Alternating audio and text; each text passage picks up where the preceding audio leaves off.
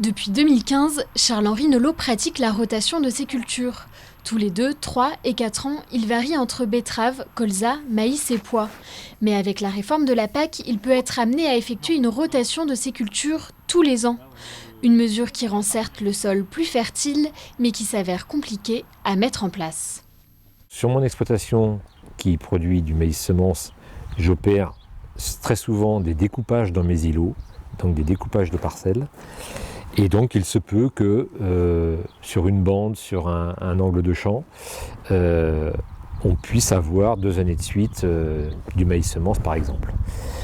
Et donc cette mesure, elle est tout simplement très administrative et quelque part peut occasionner des pertes de valeur ajoutée sur les exploitations, de façon parfois importante, puisque ça peut être la perte de certains contrats de production, ça peut être à minima une diminution de ces contrats-là, donc ça peut être oui, très impactant. Du côté de l'élevage, c'est la baisse des subventions qui inquiète. À Ceuzay, Michael Pétorin, pour 800 € par mois, élève 450 animaux destinés à être consommés pour leur viande. La nouvelle réforme de la PAC prévoit de diminuer les aides aux éleveurs d'environ 17 millions d'euros par an.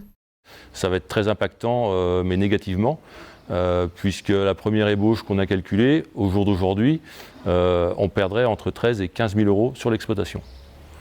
Donc c'est quand même pas négligeable. Ça veut dire qu'aujourd'hui, en fait, si on perd ces aides-là, c'est plus que notre revenu personnel qu'on perd. Donc c'est même pas envisageable.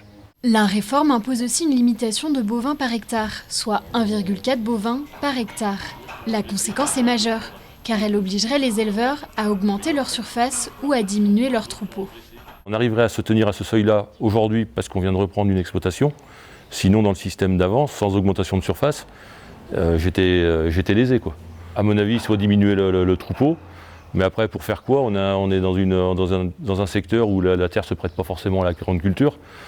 Donc ici, notre terroir, c'est vraiment de l'élevage, quoi. Mais demain, si on n'est plus soutenu et que ce n'est pas rentable, qu'est-ce qu'on fait? J'ai peur que l'élevage tende à disparaître.